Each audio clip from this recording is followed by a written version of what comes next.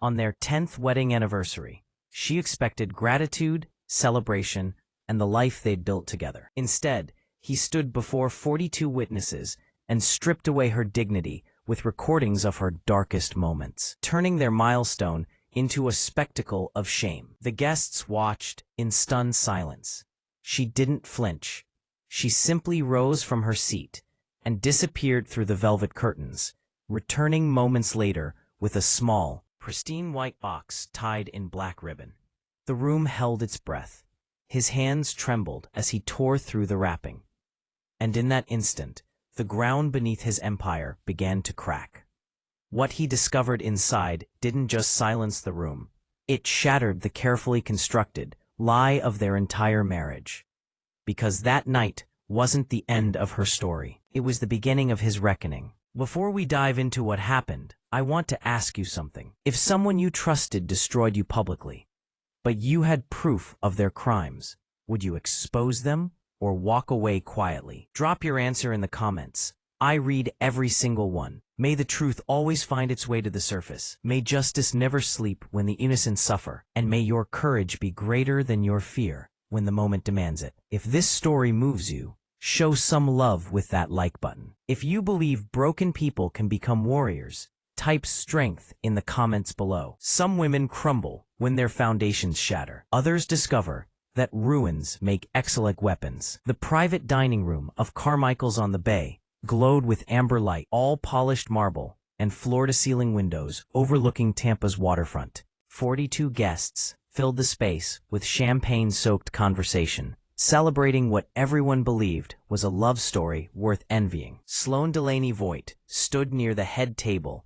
in a gown the color of midnight sapphire. Her auburn hair swept into an elegant twist. The anniversary cake towered beside her like a monument to a decade of carefully maintained lies. Kevin Voigt rose from his seat with the ease of a man who'd never questioned his right to command any room. He looked exactly like what he was, someone who'd built a real estate empire on other people's trust and never lost a night's sleep over it. "Thank you all for being here tonight," Kevin began, his voice smooth as aged bourbon. 10 years ago, I married this woman, and what a journey it's been. The guests murmured approval. Sloane's fingers tightened around her champagne flute. She knew what was coming. She had known for 8 months. That knowledge sat in her chest like a stone she had swallowed deliberately, waiting for exactly this moment. That centerpiece cake, with its 10 tiers of buttercream and lies, would be the last symbol of their marriage that remained intact by the end of the night. "Marriage is about partnership," Kevin continued, clicking the remote that made the restaurant's presentation screen flicker to life. "It's about sharing your life, your struggles, your most intimate moments." The first video appeared. Sloane heard the collective intake of breath. There she was on screen, sobbing in their master bathroom, her face swollen, her body curled over the toilet as she hemorrhaged through another miscarriage, the third one, the one that had nearly killed her. She remembered that night with perfect clarity, the cold tile floor, the metallic taste of blood, the sound of her own voice screaming Kevin's name. He had stood in the doorway and filmed her disintegration. "My wife has always been emotional," Kevin said, false sympathy dripping from every word. "Fragile, really. So many disappointments she just couldn't handle." The screen changed. Now it showed Sloane at one of his company dinners, stumbling as she knocked over a wine glass, her words slurring. What the video didn't show was Kevin refilling her glass repeatedly, pressing drinks into her hand, whispering that she needed to relax. "Sloane has struggled with stability," Kevin announced. "I've tried to help her, but you can't save someone who doesn't want to be saved." Another video. This one showed her having a panic attack, hyperventilating on their bedroom floor after finding emails between Kevin and someone else. When she couldn't breathe, he had filmed that too. "Tonight, I want to be honest," Kevin said, and Sloane heard the satisfaction in his voice. "My wife has been decorative, certainly. She shows up when I need her to. But let's not pretend she's been a real partner. Let's not pretend she's contributed anything beyond looking appropriate at events that actually matter. Someone dropped a fork. Kevin's business partner covered his mouth but made no move to intervene. His mother dabbed at her eyes but stayed seated. Sloane set down her champagne flute with precision that made the crystal ring against marble. She turned slowly, letting her gaze sweep across faces of people who had smiled at her for years while knowing exactly what Kevin thought of her. Then she looked at Kevin and smiled. "Thank you, darling," she said, her voice carrying like a bell. "That was quite the performance. I particularly enjoyed the editing. You always did have a talent for manipulation." She walked away from the head table, her heels clicking against marble in a rhythm that sounded like a countdown. The guests watched, probably assuming she was fleeing, that she was broken. They had no idea what was coming. Sloane disappeared through the velvet curtains. She was gone for exactly 90 seconds. When she returned, she carried a small white box wrapped in black ribbon, held in her hands like a weapon. The room had dissolved into uncomfortable conversation. Kevin stood looking triumphant, accepting congratulations from associates, already calculating how to use this situation. His mistress, Cressida Beaumont, sitting 3 tables away with her husband Tavish, wore a smile that suggested she thought she'd won something. Sloane placed the gift box before Kevin with enough force that the sound cut through every conversation like a judge's gavel. The talking died. The room held its breath. "You forgot to open your anniversary present," she said. Kevin's smile faltered before he recovered, reaching for the box with careless confidence. He tore through the black ribbon, lifting the lid with a flourish meant for the audience. The smile died on his face. Inside lay documents, USB drives, photographs, and medical reports, stacked with courtroom precision. Kevin's hands shook as he lifted the first document, eyes scanning words that drained every drop of color from his face. Sloane began walking around the room, placing manila envelopes on specific tables with deliberate care. "That's the forensic accounting report," Sloane said conversationally, her voice steady and clear. "Showing how you've stolen from me. Every forged signature, every illegal transfer, every penny of my trust fund you funneled into hidden accounts. $3.2 million, Kevin. My investigators were very thorough." Kevin stood abruptly. "You can't." "The USB drives," Sloane continued, cutting through his protest like it was paper, "contain security footage from your office, hotel rooms, and yes, even our home. Every moment you spent with Cressida Beaumont over the past 7 years. Every laugh about my pain.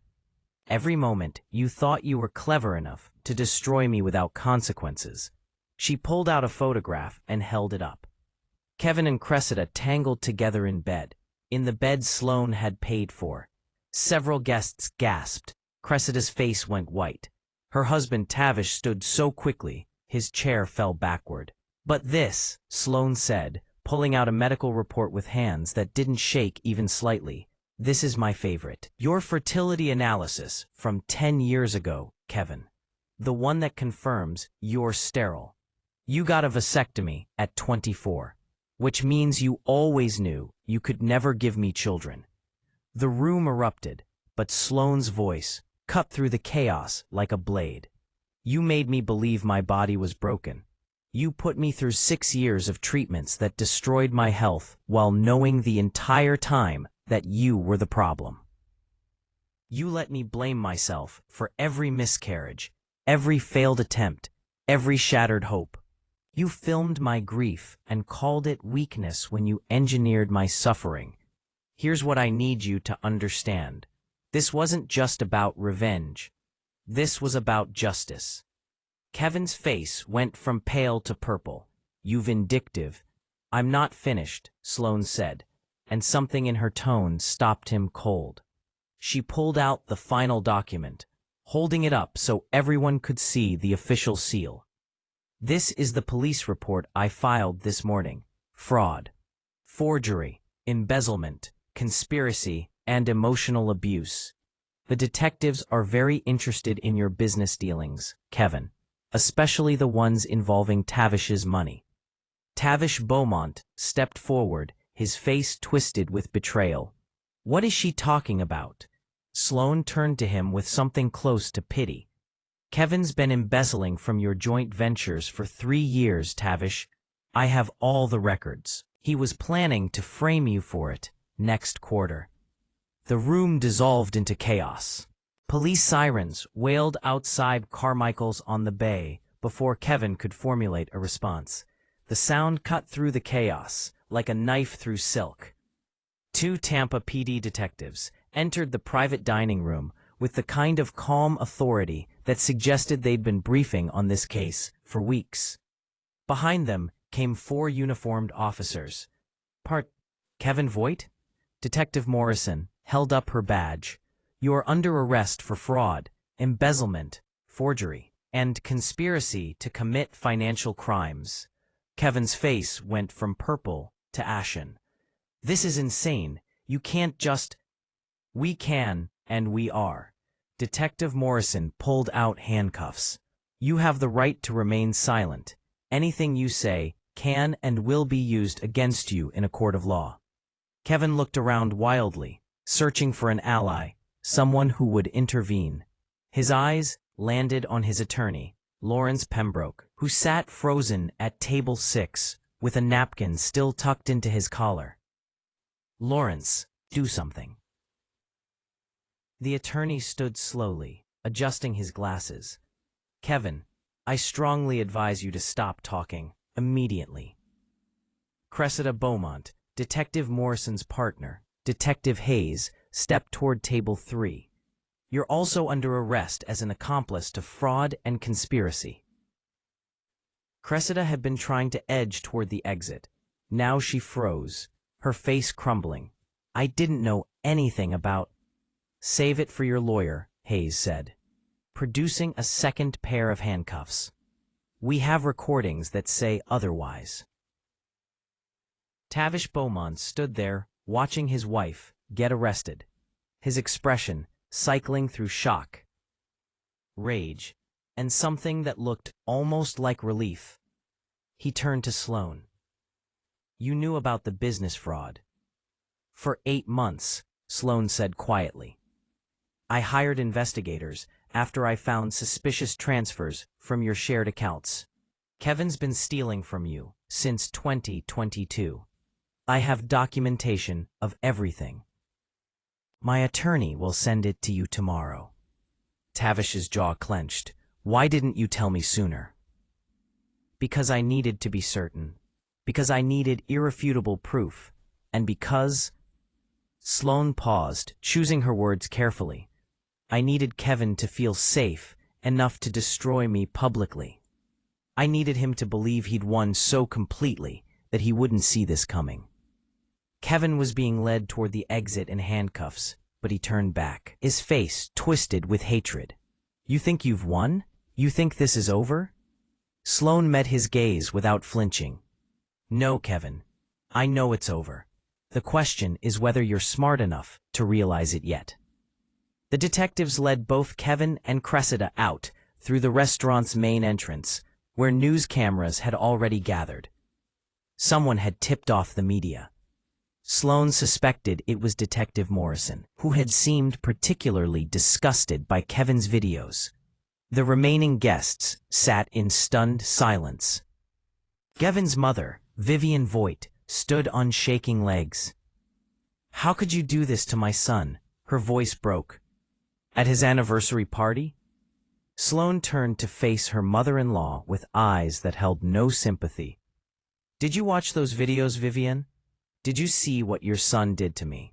Did you hear how he described me to a room full of people?" Vivian's mouth opened and closed soundlessly. "I gave Kevin 10 years of my life," Sloane continued, her voice steady despite the emotion beneath it. "I gave him my trust, my inheritance, my body through treatments that nearly killed me, and my dignity while he destroyed me piece by piece. Tonight wasn't cruelty, Vivian. Tonight was consequence. What happens next will shock you even more. The restaurant manager approached nervously. Mrs. Voigt, the police have asked everyone to remain for statements, but we've opened the main dining room if people would prefer to wait there. Most of the guests fled like the room was on fire. A few remained: Tavish Beaumont, Sloane's friend Landry Merritt, who had been recording everything on her phone, and surprisingly, Kevin's business partner Devereaux Sinclair. Devereaux approached Sloane with something like respect in his eyes. I knew Kevin was ruthless. I didn't know he was evil. I'm sorry I didn't see it sooner. You weren't supposed to see it, Sloane said. He was very good at showing people only what he wanted them to see. The business, Devereaux said hesitantly. Voigt Properties. I'm guessing you own a significant portion. I own 73%, Sloane replied. My father insisted on a prenup that protected everything I brought into the marriage. Kevin thought he was signing standard paperwork. He never read the fine print. Everything he built with my money belongs to me. Devereaux whistled low. So you're not just walking away. You're walking away with everything. No, Sloane corrected. I'm walking away with what was always mine. Kevin's assets, the ones he actually earned himself, will be seized to pay restitution for what he stole. There won't be much left after legal fees and criminal penalties. Detective Morrison returned, pulling Sloane aside. We need to talk about something that didn't make it into tonight's show. Sloane's stomach tightened. What is it? We've been monitoring Kevin's communications from jail. He made a call to someone named Corbin Thorne. Do you know that name? Sloane's blood went cold. He's Kevin's college roommate. They stayed close. Why? Because the call included discussions about making sure you don't make it to trial. We're taking this as a credible threat. We're assigning you protection, and I strongly suggest you don't go home tonight. This is where Sloane learned that winning the first battle didn't mean the war was over. Landry immediately stepped forward. She's staying with me. I have security at my building. But Detective Morrison shook her head. We're moving her to a secure location. And Mrs. Voigt, she looked at Sloane seriously. You need to understand that you just took down a man who spent a decade building networks and leverage. He has resources and he has people who are very motivated to keep him from talking. You're in real danger now. Sloane had prepared for humiliation. She'd prepared for legal battles and social consequences. She hadn't fully prepared for someone trying to kill her. Detective Hayes approached with paperwork. We need your statement, and then we're moving you. There's a safe house in Clearwater. You'll stay there until we can assess the threat level. As Sloane was escorted out through the kitchen exit to avoid the media circus at the front, she looked back one last time at the private dining room where her marriage had finally, officially died. The anniversary cake still stood on the head table, pristine and untouched, a monument to nothing at all. 6 months disappeared in a blur of depositions, court filings, and living like a fugitive in her own city. The assassination attempt came on day 9. Sloane was leaving her attorney's office in downtown Tampa when 2 men approached in the parking garage. She'd been trained by the security detail Detective Morrison assigned her, trained to recognize threats, to move quickly, to never ignore her instincts. Her instincts were screaming. Voigt. The taller one smiled, but his eyes stayed cold. We need to talk to you about your husband. Sloane's hand was already on her phone, thumb hovering over the panic button. I don't talk about my husband without my attorney present. The second man moved to block her path to the elevator. That's when she saw the gun tucked into his waistband. She pressed the panic button and ran. What happened next was chaos. Security guards responding. The 2 men fleeing. Police arriving within minutes. Both attackers were caught 3 blocks away. Their phones contained messages from Corbin Thorne, Kevin's college friend, offering $50,000 to make the problem disappear. Kevin was charged with conspiracy to commit murder from his jail cell. Corbin Thorne was arrested the same day. Bail was denied for both men. But here's what that moment taught Sloane. Surviving wasn't the same as living, and she was tired of just surviving. She started therapy the following week. Dr. Isla Croft had kind eyes and a no-nonsense approach that Sloane desperately needed.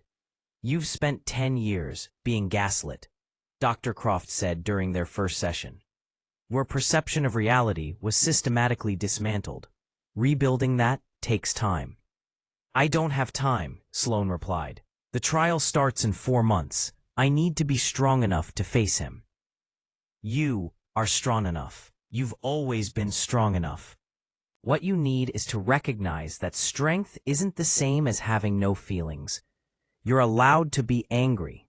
You're allowed to grieve what you lost." Sloane discovered she was furious. Years of suppressed rage came pouring out in therapy sessions, where she screamed into pillows and cried until she couldn't breathe.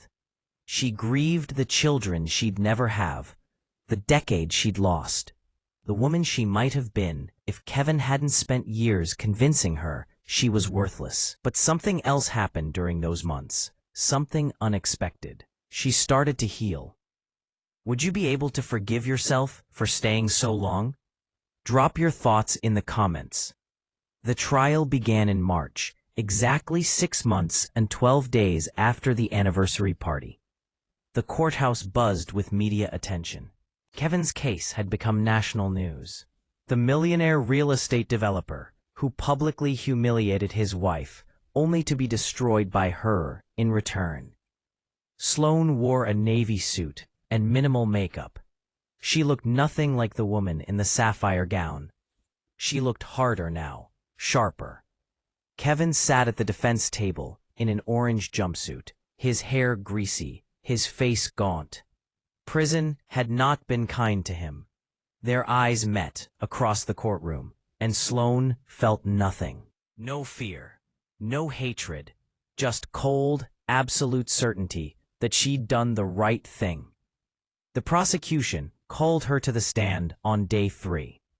"Mrs. Voigt," the prosecutor began gently, "can you describe the nature of your marriage to Kevin Voigt?" Sloane took a breath. It was psychological warfare, disguised as love. She told them everything. The fertility manipulation, the gaslighting, the financial abuse, the videos he'd recorded of her most vulnerable moments. Her voice stayed steady, even when tears fell.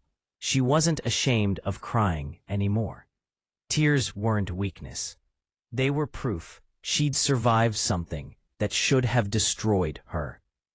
The defense attorney tried to paint her as vindictive, as a woman scorned, seeking revenge. "Isn't it true," he asked smugly, "that you planned this entire confrontation for maximum humiliation? That you waited until a public event to destroy your husband?" Sloane met his eyes. "I waited until I had irrefutable proof of his crimes. I confronted him publicly because he destroyed me publicly, and I wanted witnesses to the truth. But I didn't destroy Kevin. Kevin destroyed Kevin. I just made sure everyone could see what he'd been doing in the dark." The jury was visibly moved. 3 jurors were crying. Kevin's attorney called character witnesses, who testified about Kevin's generosity, his business acumen, his charitable donations. But the prosecution countered with Tavish Beaumont, who testified about the embezzlement, and Cressida Beaumont, who'd taken a plea deal and testified about Kevin's long-term planning to break Sloane completely. "He said she was too proud," Cressida testified, her voice shaking. "He said he needed to humiliate her so thoroughly that she'd never recover. He thought it was funny." The trial lasted 3 weeks. The jury deliberated for 4 hours. guilty on all counts. Kevin Voigt was sentenced to 18 years in federal prison. Corbin Thorne received 12 years for conspiracy to commit murder. The judge, a woman in her 60s named Helena Ortiz, looked at Kevin with unconcealed disgust. Mr. Voigt, you systematically abused, defrauded, and attempted to destroy another human being. You showed no remorse, no accountability, and when faced with consequences, you attempted to have your victim murdered. This court finds you to be a danger to society. I only wish I could sentence you to more time. Sloane sat in the gallery and felt something inside her shift. Not satisfaction exactly. More like the final piece of a puzzle clicking into place. It was over. Actually, truly over. Outside the courthouse, media swarmed.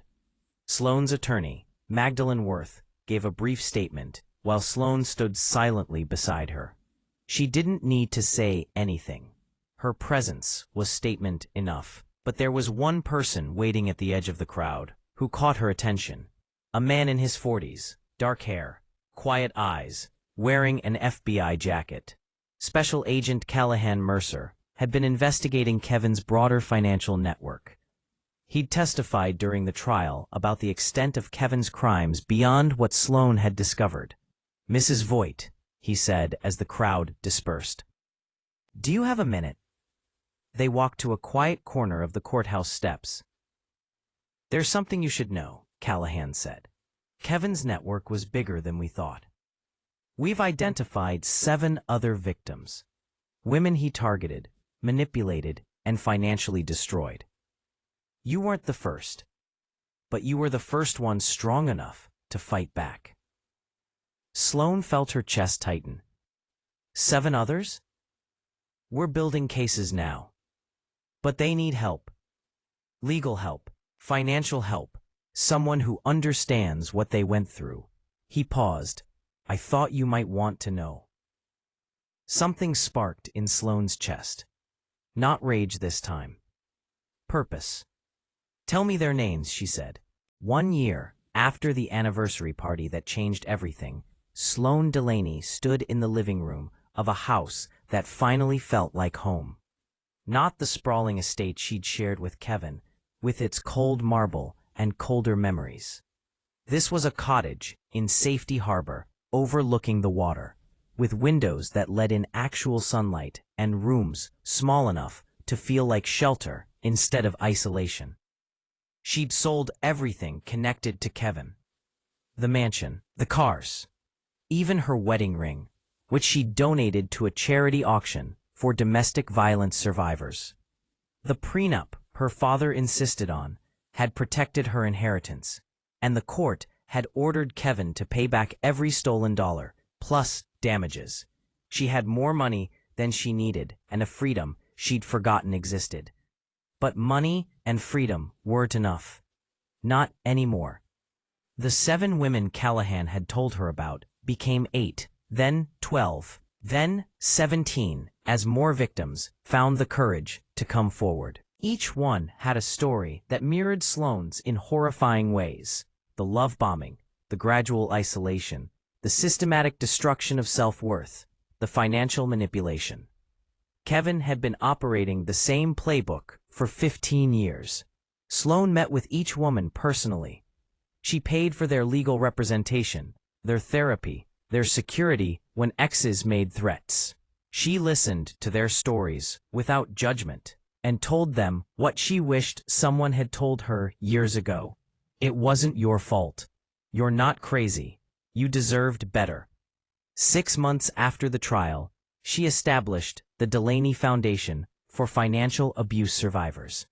The foundation provided legal aid, financial counseling, emergency housing assistance, and trauma-informed therapy for women escaping economically abusive relationships. Here's what most people don't understand about abuse.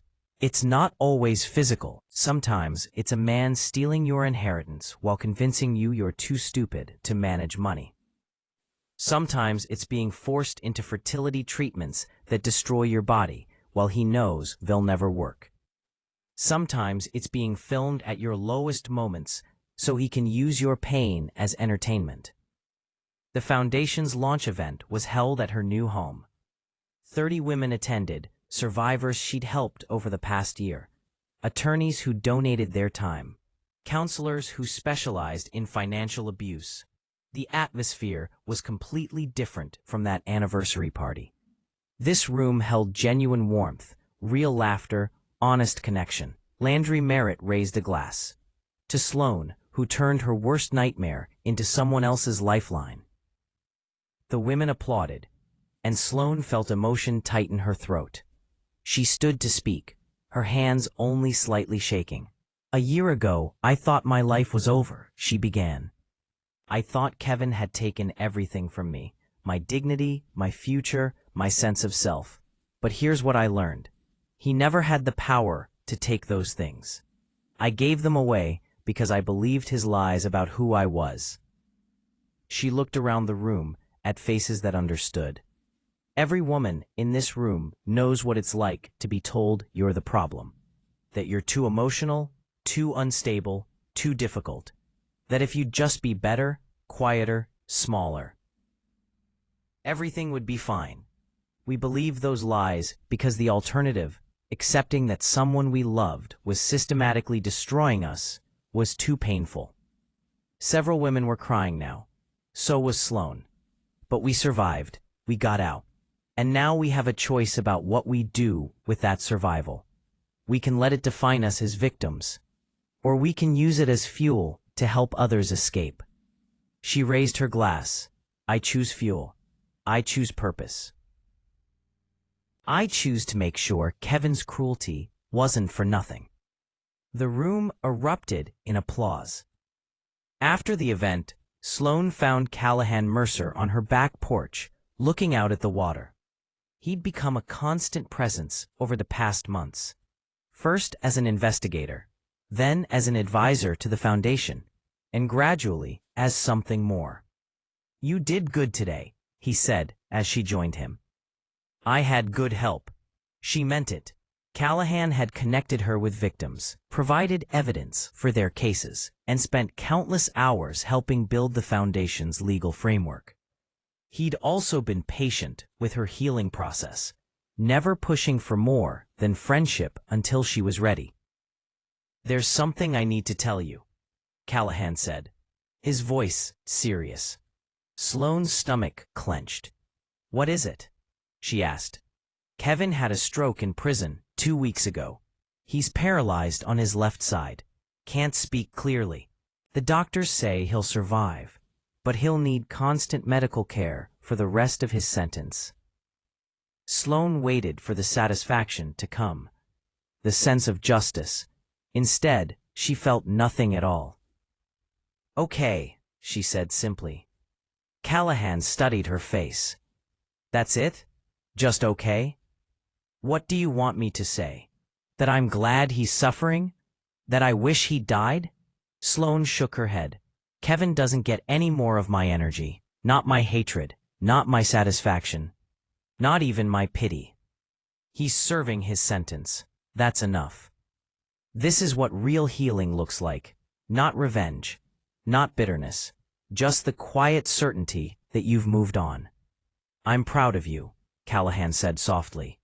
They stood in comfortable silence, watching the sun set over the water. After a while, Callahan reached for her hand. She let him take it. "I got a job offer," he said. "FBI field office in Atlanta. It's a promotion. Better pay, better cases." Sloane's heart sank, but she forced a smile. "That's amazing, Callahan. You should take it." "I'm not taking it." She turned to look at him. "Why not?" "Because everything I care about is here." His eyes held hers. "The foundation needs an investigator. I'm good at finding hidden assets and tracking financial crimes. And he paused, choosing his words carefully. "I'd like to stay, if you want me to." What would you do? Comment below. Sloane had spent a year learning to trust her own judgment again. learning to recognize red flags, learning the difference between healthy love and manipulation disguised as care. Callahan was patient. He was honest. He asked instead of demanding. He celebrated her strength instead of trying to diminish it. He'd watched her at her worst, testifying in court, crying through therapy sessions, rage cleaning her house at 2 a.m, and never once made her feel like she was too much. Purpose. I want you to stay, she said, but I need you to understand something. I'm not the same person I was before Kevin. I'm harder now, more cautious. I don't know if I'll ever be able to fully trust again. I don't need you to be who you were before, Callahan said. I like who you are now. And trust isn't something you give all at once. It's something we build together, slowly, at whatever pace feels safe for you. Sloane kissed him then, and it felt nothing like the desperate, performative affection she'd shared with Kevin. This felt like choosing joy, instead of just escaping pain. The Foundation's first year helped 47 women escape financially abusive relationships. Sloane received letters from survivors across the country asking for help, sharing their stories, thanking her for speaking up. She couldn't help them all, but she could help some, and that was enough. 3 years after the anniversary party, Sloane Delaney woke up in a bedroom filled with morning light and the sound of water lapping against the dock outside. Callahan was already awake, making coffee in the kitchen. She could hear him humming something off-key, and the sound made her smile. Small, ordinary moments like this had become her favorite kind of miracle, the kind Kevin had stolen from her for so long that she'd forgotten they existed. The Delaney Foundation was celebrating its 3rd anniversary today with a gala at the Tampa Museum of Art. Over the past 3 years, they'd helped 218 women escape financially abusive relationships. They'd recovered over $14 million in stolen assets. They'd put 6 additional abusers behind bars. But numbers didn't capture the real work. The late-night phone calls from terrified women, the court appearances where Sloane held someone's hand while they faced their abuser. The moment when a survivor realized she was actually going to be okay. "Coffee's ready," Callahan called from the kitchen. Sloane pulled on a robe and joined him. He handed her a mug and kissed her forehead, a gesture so casual and affectionate that it still sometimes caught her off guard. 3 years of healthy love hadn't completely erased the decade of toxic manipulation, but it had taught her what safety actually felt like. "Nervous about tonight?" he asked. "A little," she admitted. "It's a big crowd, lots of press." The gala would draw over 300 guests, donors, survivors, advocates, and media, covering the Foundation's success story. Sloane had become something of a public figure, giving interviews about financial abuse and testifying before state legislators about economic coercion laws. She turned her pain into policy, her trauma into tangible change. But the most important guest tonight wouldn't be a politician or a celebrity. It would be Vivian Voigt, Kevin's mother. Vivian had reached out 6 months ago through Sloane's attorney. The letter was brief. "I'm sorry. I should have seen what my son was. Can we talk?" They'd met for coffee 3 times now. Vivian was still processing the reality of who Kevin actually was, still struggling with the cognitive dissonance of loving a son who turned out to be a monster. But she'd started donating to the Foundation. She'd given interviews acknowledging Kevin's crimes. She was trying, in her own broken way, to make amends. Sloane hadn't forgiven her, not completely, but she'd made space for the possibility that people could choose accountability over denial, even when it destroyed their own illusions.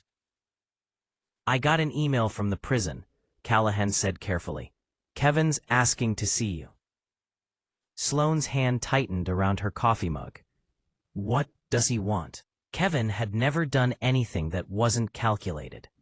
I'm not going, Sloane said. He doesn't get my time. He doesn't get closure. He doesn't get anything from me ever again. Callahan nodded. Just wanted you to know, in case his lawyer reaches out directly. This is the most important lesson. You don't owe your abuser forgiveness. You don't owe them understanding. You don't owe them anything. That evening, Sloane stood at the podium in the museum's main gallery, wearing a dress the color of sunset. Bold, bright, nothing like the muted tones Kevin had always insisted she wear. 300 faces looked back at her. Some she recognized, survivors she'd worked with, attorneys who'd fought beside her, Landry who'd been there through everything. Callahan stood at the back, giving her an encouraging nod. Even Vivian sat in the audience, hands folded in her lap, eyes red from crying. 3 years ago, Sloane began, I stood in front of 42 people while my husband tried to destroy me with videos of my worst moments. He thought breaking me publicly would be his greatest victory. She paused, letting the silence build. He was wrong. That night wasn't my destruction. It was my beginning. Because I learned something crucial. The opposite of being controlled isn't just freedom. It's purpose. The audience was completely still. Kevin spent 10 years telling me I was worthless, that I contributed nothing, that I was just decorative. And in fighting back, I discovered he was right about one thing. I had been decorative. I had been passive. I had let fear make me small. Sloane's voice strengthened. But trauma doesn't have to be the end of your story. It can be the catalyst. Every woman this foundation has helped started exactly where I was, believing the lies, doubting herself, thinking she deserved the treatment she received. And every single one of them found the strength to walk away and rebuild. She looked directly at the survivors in the audience. To every woman wondering if she's strong enough to leave, you are. To every woman blaming herself for staying, stop. You survived. That's enough. To every woman afraid the abuse defines her, it doesn't. You define yourself through what you do next. The room erupted in applause. Women stood. Some were crying. Sloane saw her own journey reflected in their faces. The pain, the survival, the hard-won hope. After the speeches and the dinner, and the donations that would fund another year of helping women escape, Sloane found herself on the museum's balcony, overlooking the Hillsborough River. Callahan joined her, slipping an arm around her waist.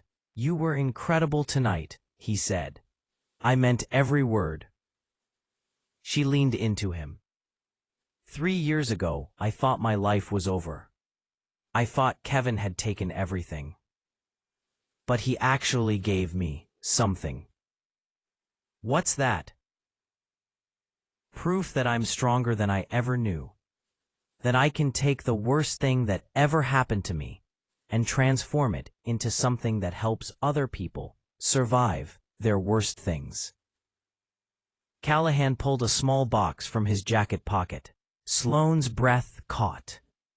Before you panic, he said with a slight smile, this isn't what you think. Open it.